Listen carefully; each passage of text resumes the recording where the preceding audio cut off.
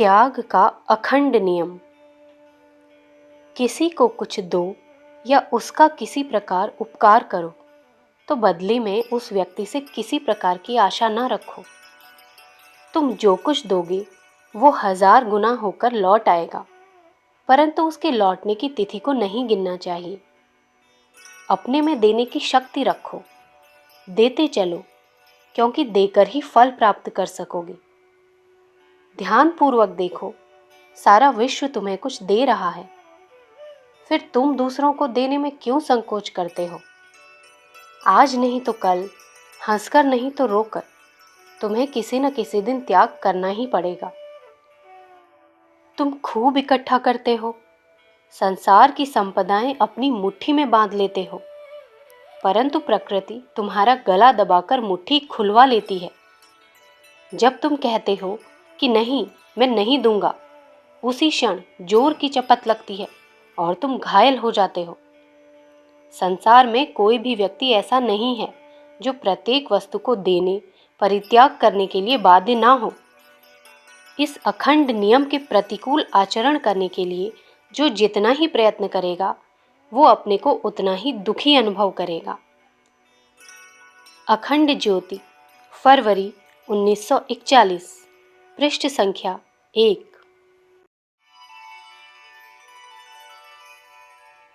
सद्वाक्य। दुखों को साहसपूर्वक सहन करो, इससे तुम्हारी आत्मा किले की भांति अजेय हो जाएगी और फलस्वरूप भविष्य में आने वाली कोई कठिनाई तुम्हें विचलित न कर सकेगी।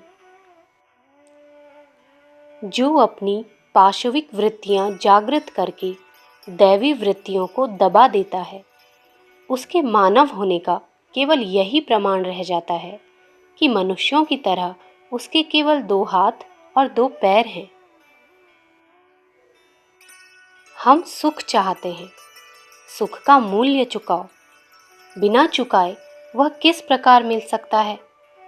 हलवा खाने से पहले कोयले में काले हाथ करके आग जलानी पड़ती है। जो संसार को दुख देने के लिए अवतीर्ण नहीं हुए, वरन सुख की नदियां बहाने के लिए आए, वे मृत्यु लोक में मनुष्य रूप में देवता हैं। मनुष्य ईर्ष्या से अंधा बनता है, दूसरों के पाप तो आंखों के सामने रखता है, पर अपने पाप पीठ के पीछे। दूसरों को क्षमा कर दो, प्रभु तुम्हें क्षमा करेगा। सज्जनों के साथ नरक में रहना अच्छा, पर दुर्जनों के साथ स्वर्ग में रहना अच्छा नहीं, क्योंकि सज्जन लोग अपने पुनीत कर्तव्यों से नरक को भी स्वर्ग बना लेते हैं और दुर्जन लोग स्वर्ग को भ्रष्ट करके उसे नरक बना डालेंगे। जो मनुष्य ना मिलने योग्य चीजों को चाहता है और जो शक्ति रहित होकर क्रोध करता है, ये दोनों ही मनुष्य अपने शरीर का नाश करते हैं। अपने व्यक्तित्व का गौरव अक्षुण्ण बनाए रखो। चुलबुलापन और बेकार की बातें तुम्हारे व्यक्तित्व के नाश के कारण हो सकते हैं। कुत्ता मारा मारा फिरता है, पर वह भी धैर्य रखने से मन भर भोजन पाता है। देखो, सूखे पेड़ धैर्य रखने से हरे भरे हो जाते हैं।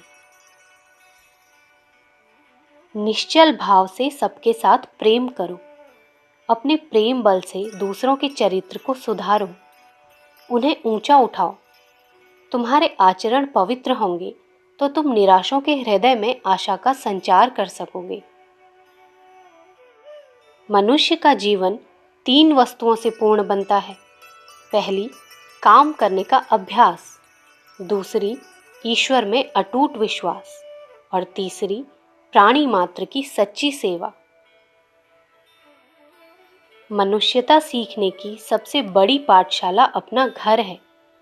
स्नेह और त्याग, क्षमा और उदारता की भावनाओं के विकास के जितने सुंदर अवसर अपने घर में मिल सकते हैं, उतने और कहीं नहीं मिल सकते। संसार में शांति तभी स्थापित होगी जब बलवान लोभी होना छोड़ दें और जो निर्बल हैं वे बलवान बनना सीखें। दूसरों की सहायता और सेवा करना बड़ी उत्तम बात है, पर यह तभी हो सकता है जब तुम स्वयं सच्चे और पवित्र बन जाओ। दुनिया के भाग्य को रोककर नष्ट करने वाले दो ही कारण हैं। पहला अभिमान, दूसरा घृणा।